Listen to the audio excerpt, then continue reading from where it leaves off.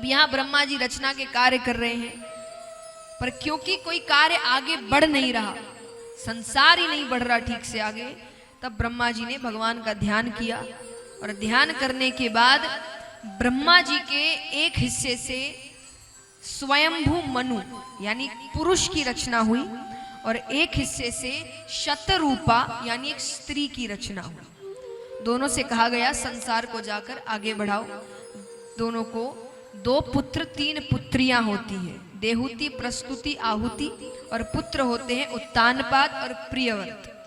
उत्तानपाद को कुछ समय बाद राजा बनाया जाता है। उत्तानपाद का विवाह हुआ सुनीति नामक कन्या से, पर कोई संतान नहीं होती।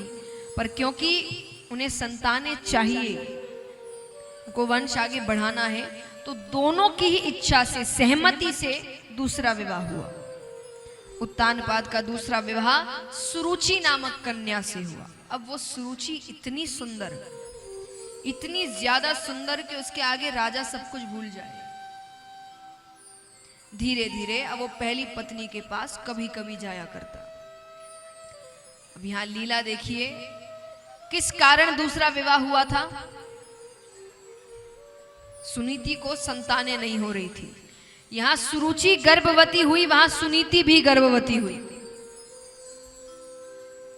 दोनों को बालक होने वाले हैं। सुरुचि से जो बालक हुआ उसका नाम रखते हैं उत्तम, और सुनीति से जो बालक हुआ उसका नाम रखा गया ध्रुव। अब यहां पर एक बार राजा एक युद्ध को जीत कर लौटते हैं। पहले वो सबसे पहले बड़ी रानी के पास आते थे, आज वो सबसे पहले सुरुचि के पास आए। सुरुचि के साथ बैठे हैं। सेवकों से कह दिया कि किसी को भी अंदर मत आने देना। अब ध्रुव जी को पता चलता है पिता जीत कर आए हैं। छोटा बालक है, पिता के पास दौड़ता हुआ आता है, पिताजी पिताजी। अब यहां पर सेवकों ने ध्रुव जी को रोक दिया। सेवक कहते राजकुमार आप अंदर नहीं जा सकते। अरे ध्रुव जी कहते ऐसे कैसे नहीं जा सकता, मुझे पिता महाराज से मिलना है। बोले उन्होंने कहा है किसी को भी अंदर ना आने दिया जाए, उनका आदेश है। अब उस आदेश का हम पालन नहीं करेंगे तो हमें दंड मिलेगा। ध्रुव जी कहते तो मेरे आदेश का पालन नहीं करोगे तो मैं दंड नहीं दूंगा। अरे उनके दंड से तो मैं बचा सकता हूं, पर मेरे दंड से कोई नहीं बचा सकता तुम्हें।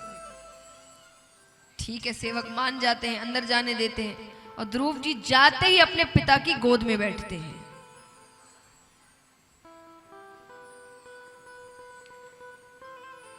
अब यहां पर राजा भी बहुत प्रेम कर रहे हैं, खूब बेटा है, प्यार तो होगा, खूब लाड़ चाव कर रहे हैं।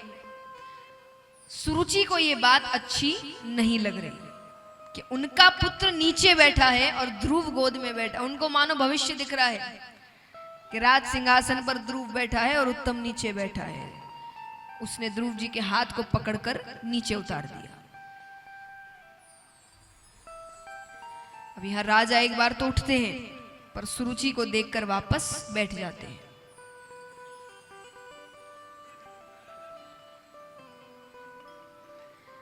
तो ध्रुव जी कहते हैं आप इतना बदल गए, विश्वास ही नहीं होता। अरे पहले आप जब भी युद्ध से जीतते थे पहले माता के पास आते थे, आज आप उनसे मिलने तक नहीं आए। सुरुचि कहती है महाराज से क्या पूछते, अपनी माता से जाकर पूछ। ध्रुव जी ने कहा आप भी तो माता है, आप ही बता दीजिए। बोले क्योंकि राजा रानियों के पास आते हैं, दासियों के पास थोड़ी जाते हैं। ध्रुव जी कहते हैं मेरी माता दासी नहीं है, वो महारानी है। अरे बोले महारानी थी, अब वो स्थान मुझे दे दिया गया है और तुम्हारा स्थान मेरे पुत्र उत्तम को। ध्रुव जी कहते उत्तम को जितना मिले मुझे उतनी खुशी है, और मुझे तो बस पिताजी की गोद में बैठना है। सुरुचि ने कहा गोद में बैठना है तो जाकर भगवान विष्णु से कहना कि तुझे मेरी कोख से जन्म दे, वरना तू महाराज की गोद में नहीं बैठ सकता। अब चला जाए यहां से। ध्रुव जी रोते रोते चले गए, अपनी माता के पास जाते हैं। माता को सब कुछ बताया। अब वो बार बार उनको चुप कराने की कोशिश कर रही है, पर ध्रुव जी रोते जा रहे हैं, रोते जा रहे हैं। अंत में माता ने कहा, एक साधारण से पुरुष की गोद में बैठने के लिए रो रहा है, बैठना है जाकर भगवान विष्णु की गोद में बैठ, क्योंकि उस गोद से तुझे कोई नीचे नहीं उतार सकता। अरे ध्रुव जी कहते ये भगवान विष्णु कौन है? इनका नाम तो छोटी माता भी ले रही थी। उनकी माता कहती ये भगवान है।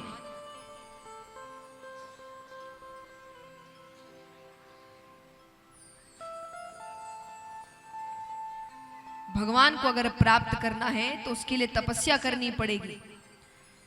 और चिंता मत कर, मैं तुझे तपस्या करने के लिए भेजूंगी जब बड़ा हो जाएगा। अभी तो बहुत छोटा है, क्योंकि तपस्या करने वन में जाना पड़ता है। ये कहकर माता उनको सुला देती है। अब बच्चे के मन में बात बैठ गई। मध्य रात्रि में ध्रुव जी उठते हैं, अपने घर के मंदिर में जाते हैं और मंदिर में जाकर भगवान से प्रार्थना कर रहे हैं कि मैं भगवान विष्णु की खोज में निकल रहा हूं, मेरी माता का ध्यान रखना मेरे पीछे से। और जैसा उनकी माता ने कहा था कि भगवान विष्णु की तपस्या करने के लिए कहां जाना पड़ेगा, बताइए? वन में। तो ध्रुव जी वन में घूम रहे हैं।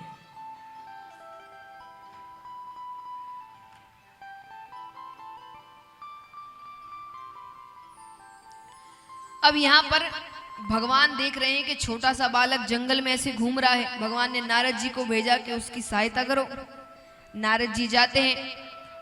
नारद जी आकर पूछते हैं, अरे पुत्र कहां घूम रहे हो? ध्रुव जी कहते हैं, आप कौन? बोले मेरा नाम नारद है।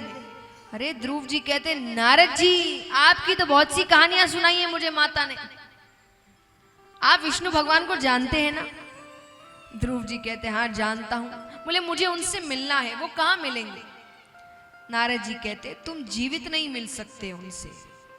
बोले क्यों नहीं मिल सकता? बोले क्योंकि वो क्षीर सागर में रहते हैं, वहां जीवित व्यक्ति नहीं जा सकता। ध्रुव जी कहते हैं, मुझे मृत्यु से डर नहीं लगता, लेकिन मुझे अभी नहीं मरना, मुझे जीवित मिलना है उनसे।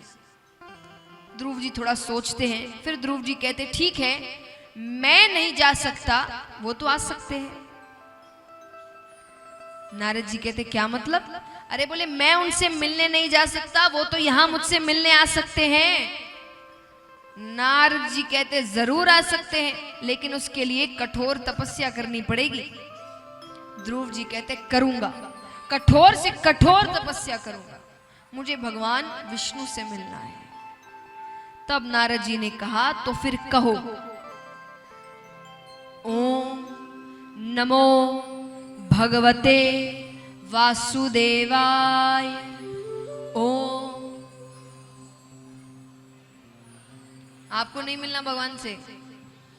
जोर से कहिए, ओम नमो भगवते। ओम। आइए तालियों के साथ सभी मिलकर ओम नमो भगवते वासुदेवाय। ओम नमो भगवते वासुदेवाय।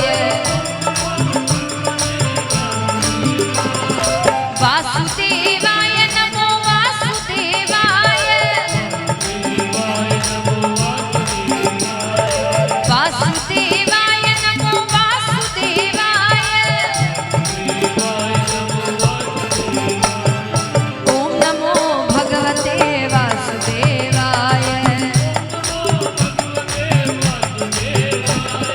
ओम नमो भगवते वासुदेवाय। वासुदेवाय नमो वासुदेवाय। वासुदेवाय नमो वासुदेवाय। ओम नमो भगवते वासुदेवाय। ओम नमो भगवते वासुदेवाय।